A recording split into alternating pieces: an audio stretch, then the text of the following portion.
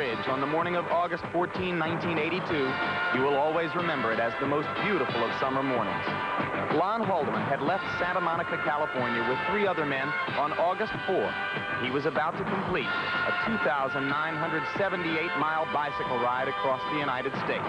It was the 10th day of the Great American Bicycle Race, and Haldeman was about to break his own transcontinental record by more than a full day. He was doing so riding a route slightly longer than the one he had used the year before. He had won a race, too, but somehow that didn't seem so important anymore. What was important was that in a few more minutes, Lon Haldeman would be finished with what had seemed to some of us an endless journey.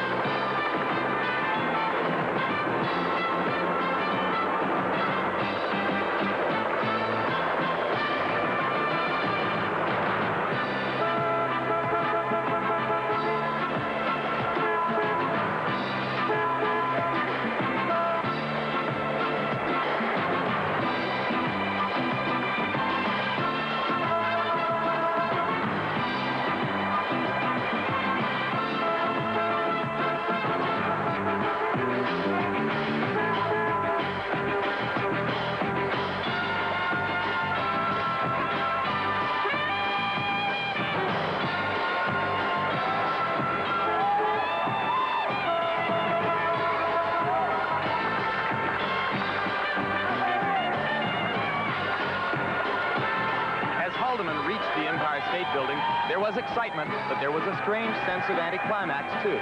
We had all been going so hard for so long, somehow it felt awkward to stop. And now to talk about it. What could we say? How could this possibly be reduced to words? An exhausted, sleepless rider stepped off the bike. An exhausted, sleepless reporter picked up a microphone.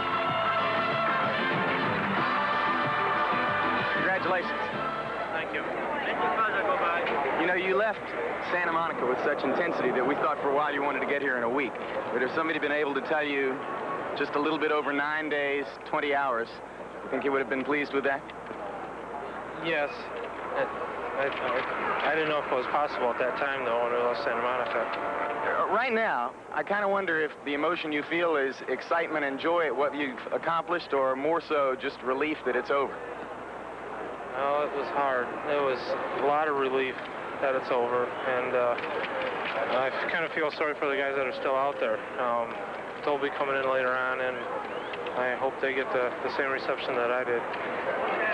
Well, thank you very, very much. I've waited 9 days for you to look tired, and right now I think you look about as exhausted as I've ever seen you look. Good luck. Okay, thank you. His father and mother understood. They had been there all along. But you couldn't escape the suspicion that few others would ever really fathom what this was all about. Some 13 and a half hours later, John Howard pedaled onto the George Washington Bridge, partly frustrated that he wasn't the winner, mostly bent on getting there. He burst into a wild sprint on the narrow grillwork of the bridge, and his crew, alarmed, screamed for him to slow down.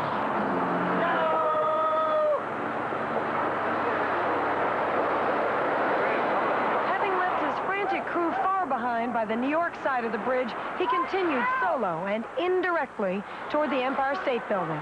Or at least we hope so. No, the bike is not here. No biker, just the Winnebago. We're stopping this traffic out here. Bikers here, 34th Street. It was with relief that we saw John Howard make that final turn. The 3-time Olympian, the triathlon champion, finished his first transcontinental ride at 12:04 Sunday morning, having stuck with it after days of nausea and leg cramps and having bettered Lon Haldeman's 1981 record. Congratulations, you broke the world record. Well, thank you, Diana. I am truly exhausted. Just glad that it's over. Ready to go to sleep? For about 3 days, yeah. Thanks a lot. What was the worst part? The last 5 miles through Harlem, I think, was about the worst. We took a wrong turn, but yeah, that's part of the racing. You just accept that, try to put up with it. I think we're seeing most of the race in your face right now. Yeah, probably so. You could probably use a hug right now.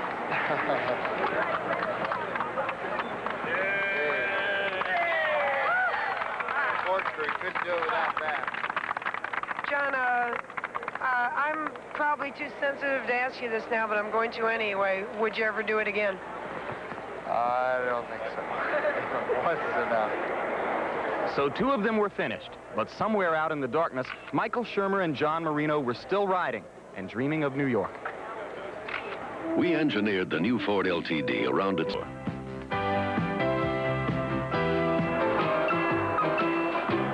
Dangerous place to ride a bike on this island. Here we go. Michael Shermer would finish his first transcontinental ride in 10 days, 19 hours, 54 minutes. Like Howard before him, he would better Lon Haldeman's previous record for the trip. All across the country, he had listened to tapes of lectures given by his colleagues at Glendale Community College. And now, he had learned some new things to tell them about.